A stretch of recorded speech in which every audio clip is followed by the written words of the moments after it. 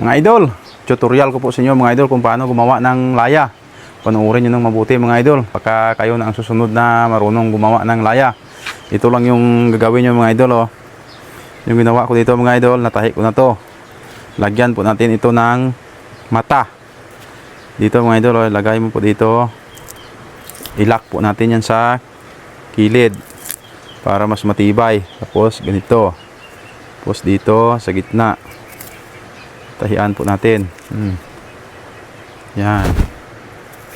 Tapos sa dalawang bisis mo paikutin at saka higpitan. Ang kinalalabasan na dito mga idol ay ito na. Oh, ito na yung kinalalabasan na dito, parang may mata siyang sarili. Paulit-ulit lang mga idol, same lang ang gawin hanggang matapos. Ganyan lang oh, kasimple lang to mga idol, pero kung hindi ka marunong hindi to simple para sa iyo. Ulit-ulit na mga idol, bali na sa 6 na tambi to papunta doon oh. Mahaba to mga idol.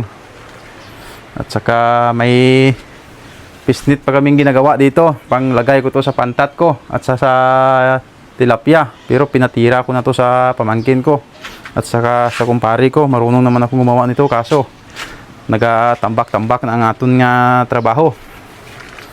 Balik naman tayo dito. Pwede naman mga idol nga dito ka transfer mo dito, tapos paikutin mo. Pwede naman to, same lang, kaso ang pagkakaiba yung ito, ano siya, parang hindi po siya buti tingnan kasi nakaangat yung dito. Pag ginanito mo siya, mabilis lang ang gawa pag ganito, pero pangit tingnan. Ang mas maganda yung una kong ginawa. Yan lang po mga idol, kanyang tuloy-tuloy lang po ang gawa nyo. Ulit-ulit lang naman yan hanggang matapos sa pagtatambi ng laya. At saka turuan ko naman kayo mamaya kung paano kuha ng maganas ng kanyang bubungan para lumiit yung kanyang bubungan ba. Ito lang, pang 2 araw ko na ito mga idol na ginawa. 3 araw po ito bago matapos magawa ka ng laya. Sa paggawa ng laya mga idol ay mahirap talaga gawin ito. 3 araw po ito bago matapos, kaya buong araw ka po ditong nakatayo, parang security guard ka dito pag ito yung ginagawa mo. Dito na tayo mga idol sa bubungan. Kung nakikita nyo mga idol, malaki pa yung kanyang nasa itaas, same sila kalaki ng nasa ibaba, pero paliitin po natin ito. Ito po ang diskarte dito mga idol. Parang ginaano ko lang ginainto kay tabason mo kag tahion liwat, blow by blow to mga idol. Di ba may nakita kayo dito, may blow rapid na, may blow di, tapos may blow di, magkatabi po yan sila. Kaya dito po tayo mag-umpisa. Ito po mga idol, starting po tayo dito. 100 matas na naman to magbilang ka ng 100 papunta dun sa baba, tapos 100 pakyat. Sisirain muna natin mga idol. 3, 4, 5, 6, 7, 8, 23, 24, 25, 26, 28, 99 lang. Diba dito na siya mga idol tinabas ko na dito. Pagpaakyat mo naman papunta dito sa blow, dito yan pupunta mga idol. Magpaakyat naman yung gupit ko, magpaakyat ka na kahit hindi ka na magbilang, pero wag kang kukurap, baka magsipyat ka ng isang mata, lagot ka. Kahit hindi ka na magbilang mga idol, pataas doon na yan pupunta sa may blue. Ang mabudlay lang sini mga idol, pag magkamali ka ng isang mata, tapos ka, kahit itapon mo na to. Mahirap na to gawin pag nagkamali ka.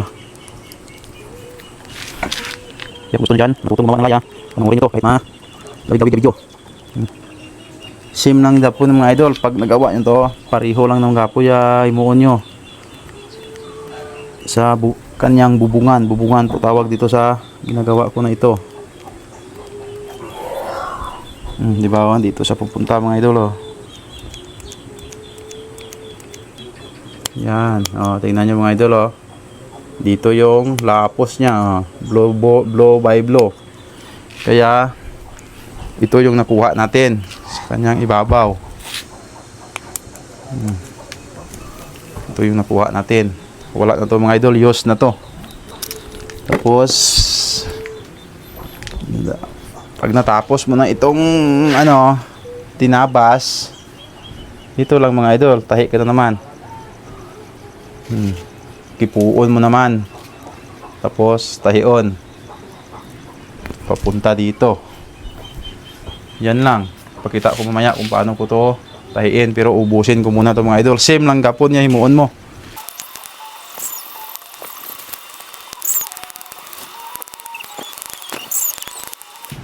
Maliit na siya.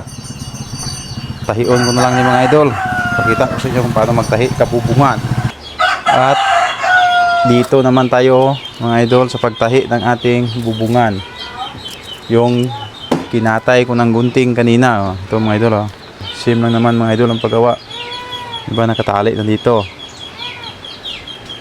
Dito mo lang ilagay mga idol. Pasok mo dito, isa. Pasok mo dito, dalawa. Tapos pasok mo dito. Ilock mo. Gawan din natin ng yan. Yung kanyang butas sa gitna. Para mas maganda. Ito yung tawag na medyo may butas siya. Tapos same lang. Ganito lang. Pabalik-balik. Ito. Tali. Balik mo dito. Ang pagkakaiba dito mga idol ay ako mismo ang gumagawa ng inyong order na laya. Ito kasi yung aking trabaho dati, lambat, laya o kaya mga pisnit. Marunong akong gumawa nito mga idol. Nabutan na nga po pala ako ng hapon yan sa paggawa ng order nyo na laya. Sa gusto pa mag-order dyan, PM nyo lang po ako. Hanggang dito na lang muna yung aking video mga idol. Abangan nyo na lang yung part 2 kung paano ko po ito lagyan ng pamato.